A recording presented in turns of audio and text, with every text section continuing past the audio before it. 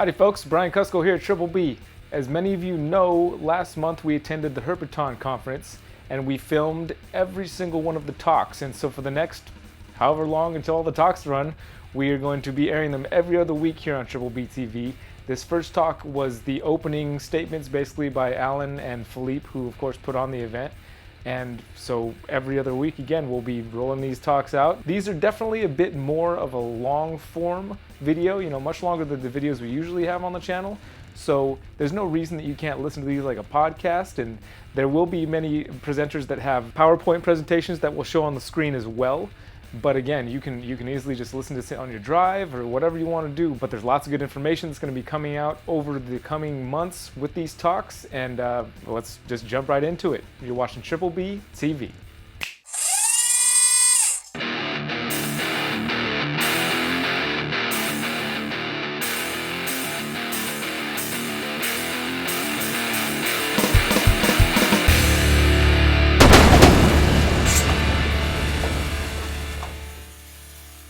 The new people in the hobby, the young people, don't know what it was like to actually have to call somebody on the phone or go to a show. If you found out somebody was breeding something, you had to go find them, you had to call them, you had to establish a relationship with them in order for them to want to sell you an animal or to get that knowledge that today you can.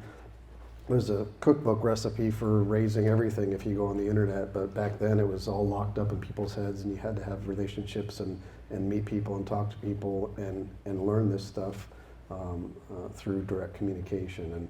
And it's something that Philippe and I really miss in the hobby, and we're hoping that maybe this can be the start of trying to get some of that back. And at least for everybody here, I think you all have the same goals, which is to not just learn about animals, but to develop relationships and meet some new people.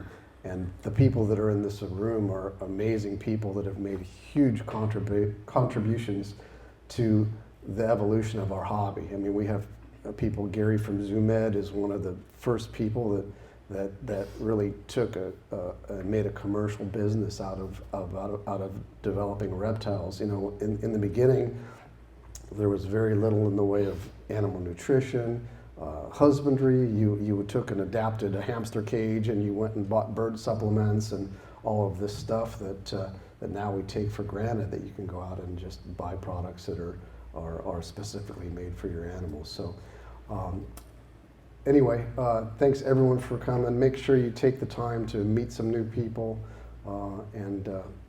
and let's get that community bond going together and see if we can turn this into something that rolls over again into something bigger and better each year. I'm going to turn it over to Philippe, and he's going to say a few words, and Mike Reddy's going to come up and give us a fantastic presentation, and we'll get this thing rolling. So thanks everyone for coming. I really appreciate it.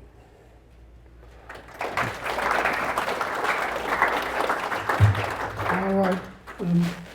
Well, I also like to thank so many people who helped us put this together, particularly obviously all the sponsors, Gary from ZoomEd, Emmanuel from Exoterra, the people from Zilla, Rami from the Reptile Super Show gave us huge support throughout from the very beginning. Timberline, I'm going to forget somebody. Pet Kingdom, locally in San Diego, sponsored the event. And then there are the people, again, I called and say, hey, would you come over and give a talk? Dmitry Tkachev from Bayan in the Ukraine not only helped sponsor the event, but came with 3 other members from the Ukraine, including Petra Nekas. There's so many. Mike Reedy, of course, came, volunteered to give a talk, and he's an amazing both photographer and frog herpetoculturist. I can go on and I'll forget some, but believe me, I'll remind everybody as the show unfolds. Now, first thing, as far as why this show, I mean, I can remember back when this started, there used to be annual events, and there used to be so many ideas. so much exchange of communication, so much networking that would happen. And above all, out of it would emerge some kind of a synthesis of values and ideas. That particular synthesis of values and ideas where we get together and we somehow come up with some kind of a common body of values is gone for the most part. And part of it is the internet. People will go rah, rah, the internet, but generally the internet fragments. Herpetoculture is getting fragmented into all these subgroups. You know, the little gecko group the gecko book group on Facebook, the Syncopus, Peter's Bandit group on Facebook. I can go on and on of all the little subgroups. We are not unified as a result. A lot of what we see on the internet is relatively frivolous. I mean, if you think that posting a comment because somebody posts some picture has any effect whatsoever, except that for a little moment you have this feeling of existential significance, well, it really, in the end, it has no representation, certainly none as far as the media, certainly none as far as the people in charge. And I can tell you right now, we cannot entrust our future to the wisdom of the people in charge. I mean, so many idiotic laws have been passed in terms of wildlife regulation. Why? Because nobody has taken a position to argue against them. It's not important, but it is, because just because we have all these different subgroups and it doesn't target your particular area, doesn't mean you should not get involved and look at the broader picture of the hobby. So the purpose here is, part of it is we need to address issues that are going to affect our hobby. Modern herpetoculture is only about 40 years old. We haven't been around that long. And then the way things are going, we have to ask ourselves, will it still exist in 20 years? We're not even talking 40 years, because the rate of change and the rate of restrictions are such that, don't be disillusioned, things can crash. We are not in as good a position as the fish hobby, for example, because when you look at the total number of species established and bred into fish hobbies, they're on another scale than ours. I have this thing up there, I'm going to ramble and maybe not even show anything. That's what I do, okay? Because what I do is just like off the cuff, so it may not happen, we'll see. So one of the reasons here is we have many of the, I'd say the major members of the herp industry are here, and I can't tell you how grateful I am that you found it worthwhile for a lot of you to travel considerable distances to attend this conference. I'm bringing here this. If you remember, the International Herpetological Symposium, when it started, focused on husbandry and propagation. That has become a focus on herpetological natural history. There is no longer anything like a conference that strictly addresses herpetoculture and herpetocultural issues. This is an example. I used to have a publication. Here you can see, we're kind of beating our chest here, but you can see some of the early talks by Bob Mayhew and I on breeding frogs in that conference. Conferences like this have quite a meaning for me because it was in 1985 when I went to the conference in San Diego. I can remember being out in Old Town in San Diego, out in this little outdoor cafe, drinking Coronas, and I'm there looking at the eucalyptus trees, and there were mariachi singers behind me, and that moment was like, I'm moving to California. And that was the beginning, I could say, of my career in herpetoculture. This is also when I met Bob Mayhew, and Bob Mayhew helped me a great deal in terms of settling in California. And again, this was like an existential gateway for me. It changed my life. There was a clear before and after. But this is the kind of things that would happen at these kinds of conferences, again, as a result of networking, interacting with people face to face. Some of you may remember there used to be a major conference in Northern California where many of the, again, top herpetoculturists would gather, same kind of discussion. That too eventually disappeared, but here you can see one of the publications that would happen, that would occur back then. In these two publications, I would say many, if not most, of the early papers and articles on herpetoculture in the United States were published. And they're still a significant reference. Now, let's talk about reptiles and amphibians. First of all, out of all the animal hobbies right now, certainly all the exotic animal hobbies, and I think if you look at, maybe with the exception of dog shows, there's really nothing else out there that quite attracts people the way reptiles and amphibians do. And that's one of the things they do.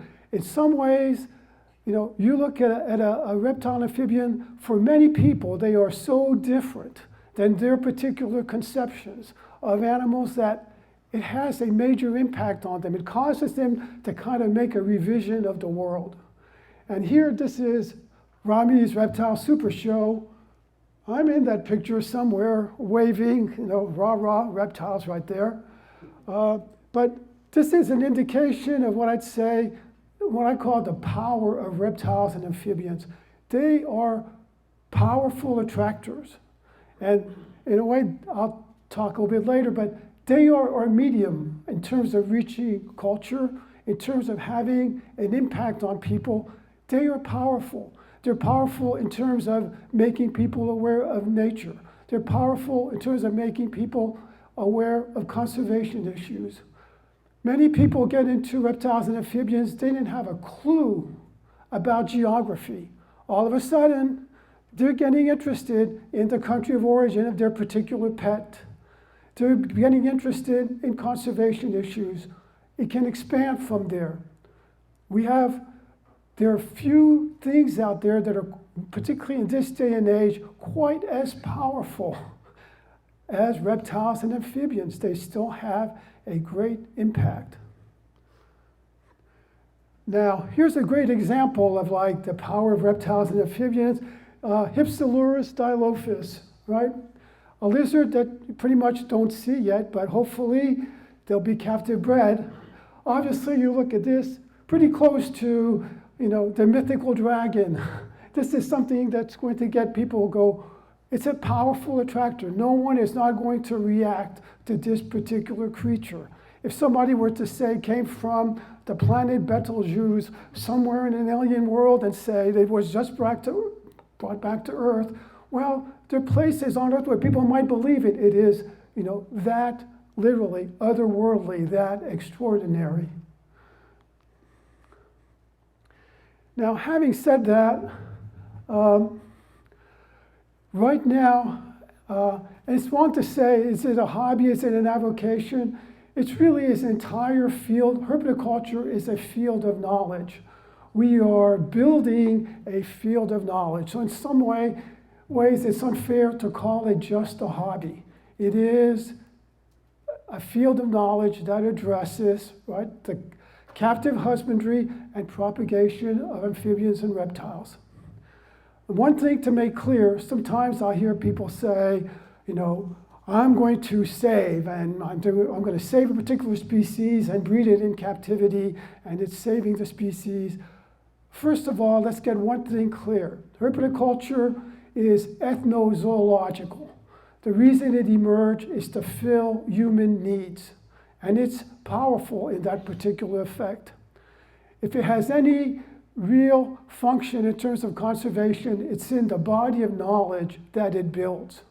There's so many species, people did not know what their reproduction was like, what their life history was like. We know it.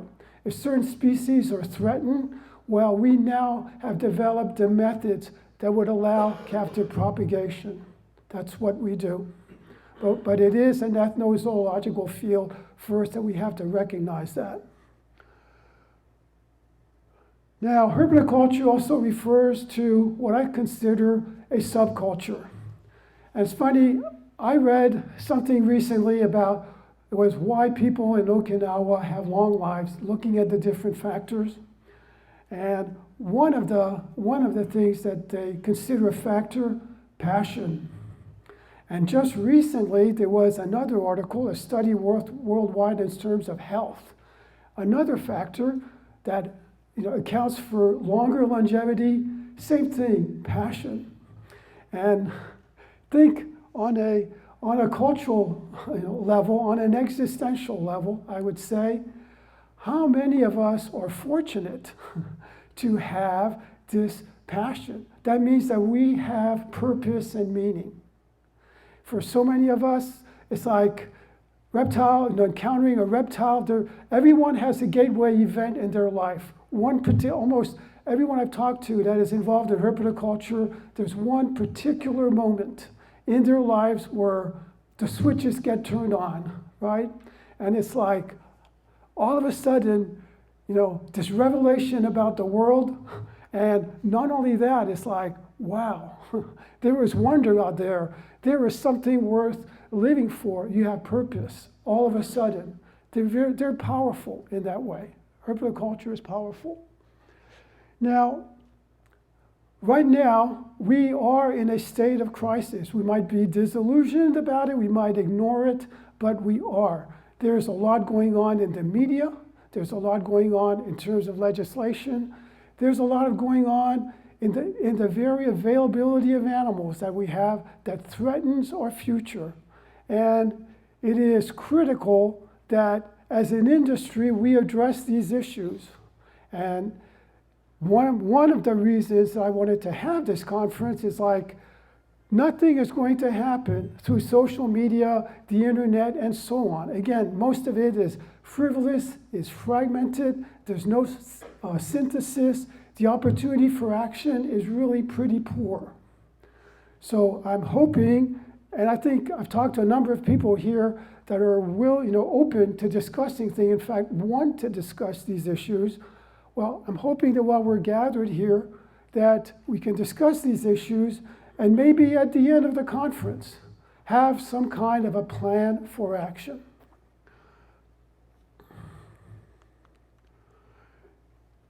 Now, just a brief overview of some of the issues. First of all, I think that we need to clarify our values.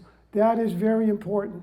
And our values may not be in line with some of the legislation that is out there, but let us make a clear argument of why we are opposed to certain legislation.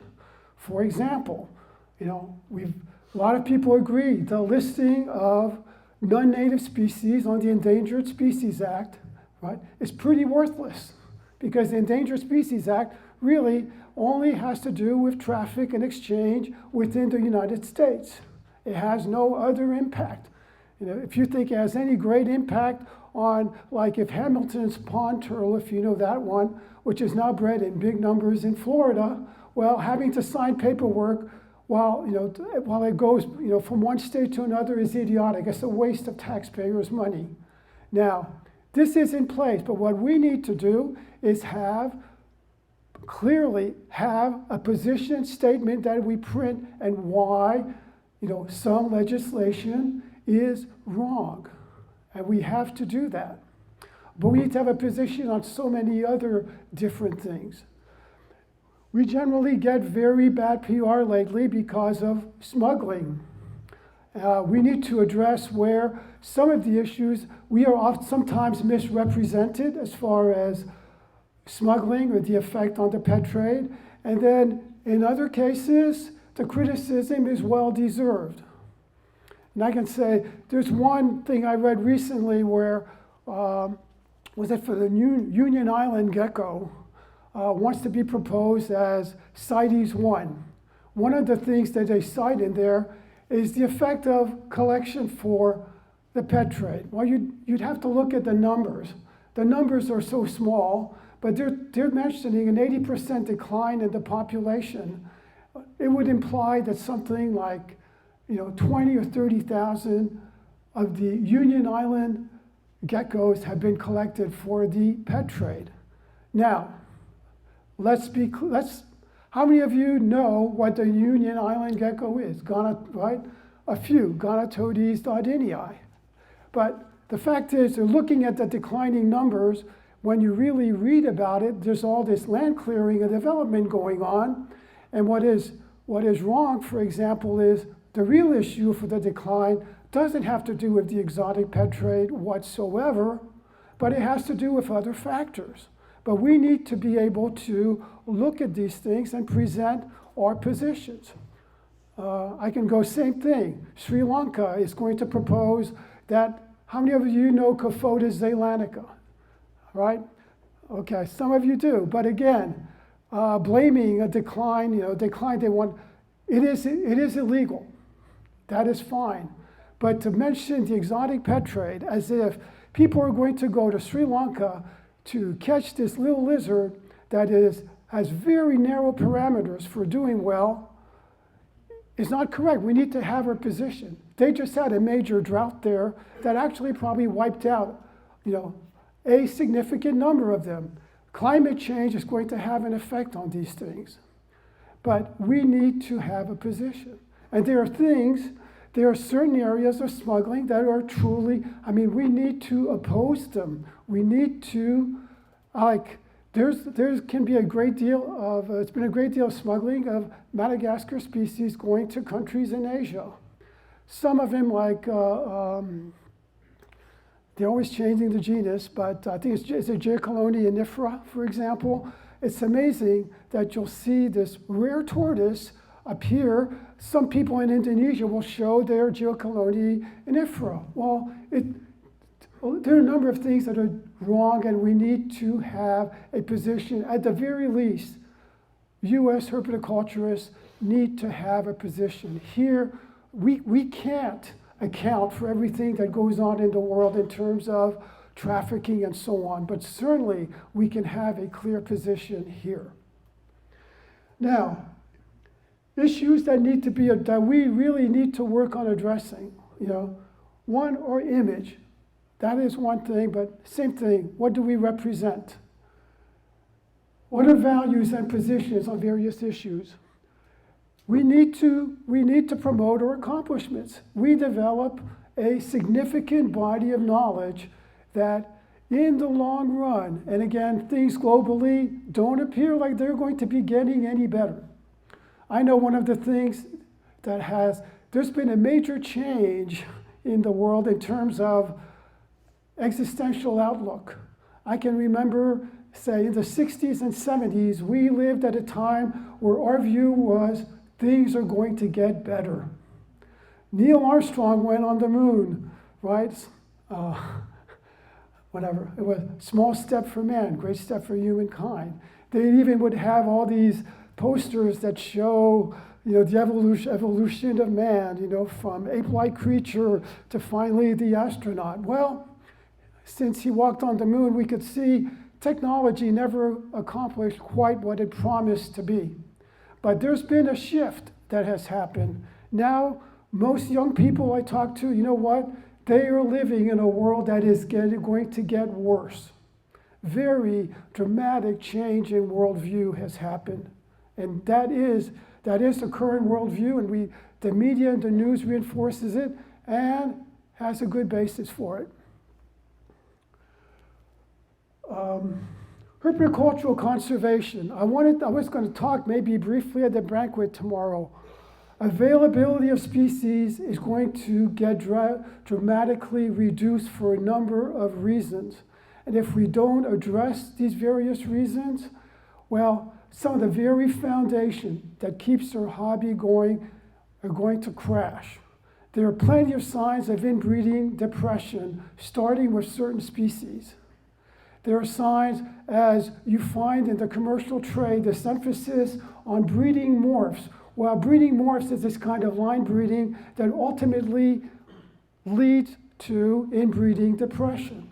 Now, if you know if you're wondering, well, how about common species? Well, in Ron Trepper, in the first book that I wrote with him, mentions how after 21 generations, leopard geckos were showing signs of inbreeding depression. Then there was a major import that included the albino, the albino trait was there in a recessive form, and it reinvigorated the leopard gecko trait. Now, right now, I'll give you an example. We have many Australian species in the US with very small genetic pool to start with. Now, the US, of course, is under the Lacey Act, won't even accept most Australian species coming out of Europe or any other countries because they were originally imported illegally. Okay, but a lot of Australian species we have as a very small gene pool. This is a problem. I have heard some well-known bearded dragon breeders mention there are even problems starting to appear in bearded dragons. Tricolor king snakes, whatever happened to Andean milk snakes, for example? You barely see anymore in the trade. What happened to Querétaro king snakes? Remember when albino prairie kings were common? Where have they gone? And if we really need to gather in data, some kind of a database that tells us where are we at, because there's so many issues that need to be addressed. The issue of inbreeding depression is real. Then you have the issues of regulations that are basically going to prevent increasing the gene pool. We need to have positions as far as some of these things. Conservation, okay? We care about reptiles and amphibians. Generally, as an industry, we need to support various, conservation, be it societies, organizations, but specific projects. And it's good PR. We care about reptiles and amphibians. We do need to get involved. I personally feel for so many stores, or if people go over to a show and so on, you know what? In addition to what you're selling, have a display, have some kind of a board where you show your support of conservation. And that should be, the PR benefits are huge, right? But we need to get involved there. Like I know, like a lot of the big stores, Petco, PetSmart, you know what? Have one display on conservation. Do something in terms of conservation. Have a display that shows, say, a variety of animals in an environment that's naturalistic. Have like almost a zoo display, give information on the animals. This has great PR value that we need, and honestly, we care about the animals. Well, we should do something about it. Disease is a major issue. There's so many diseases right now, and we are responsible to some degree. If we are not addressing disease issues, everything from cryptosporidium in leopard geckos, nidovirus in all the members of pythons, and particularly the genus Marilia. I manage a research lab right now. It's part-time work involving research on, I'm almost done, snake anti-venoms. And we are testing carpet pythons. Well, 25% of the carpet pythons that we test have nidovirus. And of course, stores and people are selling, then this stuff is spreading around. We need to address that. We have been generally criticized, and it's a threat to the entire amphibian trade. We already have a ban on imports of salamanders and newts, caudates, into the US. But there's also a movement to have a ban on all frogs because of the spread of chytrid. But there are other frog diseases, of course, like ranavirus. We have to address the disease issues. And again, we as a trade, we need to have a position on that. There are now many tests that allow us to identify if our animals have certain diseases. We need to be able to have, people breeders need to have certified disease-free stock. We need a position because we are criticized. Chytrid, for example, used to be, at first they thought it was spread by African clod frogs, but recent research, DNA research shows chytrid apparently probably originated out of Korea. And so things like fire-bellied toads, right, genus Bombina, and they're blaming it from, again, the exotic pet trade going way, way back, right? The spread of chytrid. Of course, it's not like we at herpetoculturists had anything to do with it because it has to do with the general import and export, right, of animals. Ranavirus been found in the UK as shipments of goldfish in the water. So disease is something that we have to address. Okay. Invasive species, same thing. The worst PR thing that ever happened to us was the introduction of the Burmese python in Florida. And there are others that Argentine tegus and so on. We need to at least be aware of this. We need to take a position. We need to have guidelines that prevent that. Another thing, release of unwanted pets. I read not long ago an article, again involving chytrid. A researcher in Utah found a fire-bellied toad out in the wild in Utah. Now, fire-bellied toads can't carry chytrid. Why was that out in the wild? A while back, I remember Tyrone from Calzo had a sign about, that should be in every pet store, about not releasing unwanted reptiles and amphibians. We need to have that. The word needs to get around. Better dead than released, that's a fact. But it threatens our hobby. And it threatens, it threatens wildlife. It's not acceptable. The red-ear slider is certainly, personally, common red-ear slider should be illegal to sell, period. For so many reasons. But why? Because there's so many large reptiles. They get bigger. People don't want to take care of them anymore.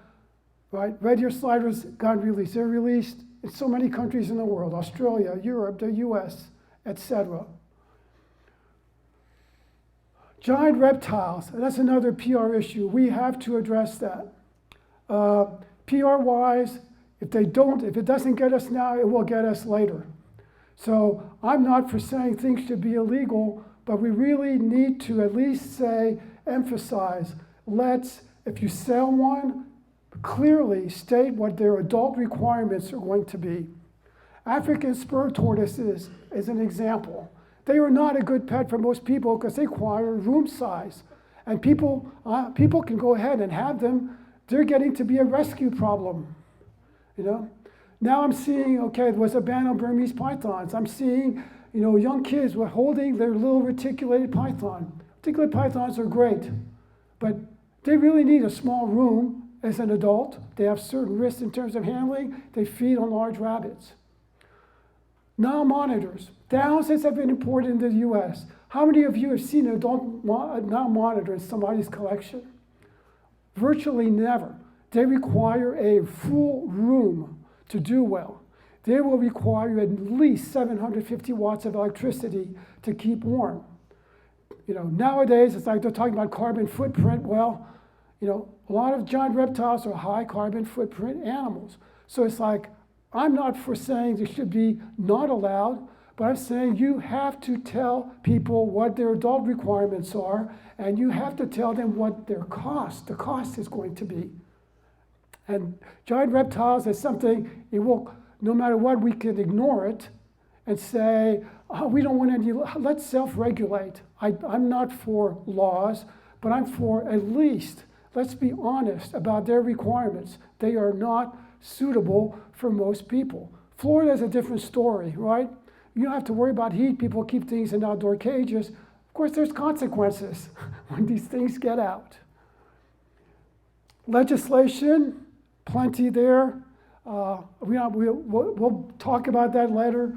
Education, we need to get involved in education and make ourselves meaningful in education. And I'll talk about that on Sunday. And then finally, media and public relations are important. There's lots of bad media regarding herpetoculturists. We need to make an effort to put out good media. So things to remember, we can't entrust our future to the wisdom of the people in charge. Look at the state of the world.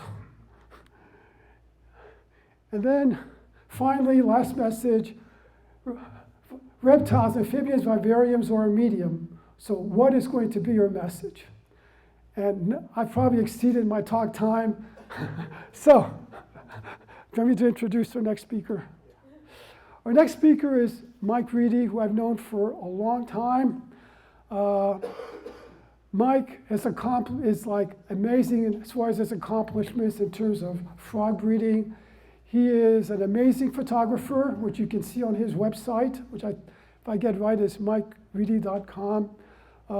He's one of those very humble people that really should be more recognized, and really it's an honor for me to have him speak tonight. Thank you.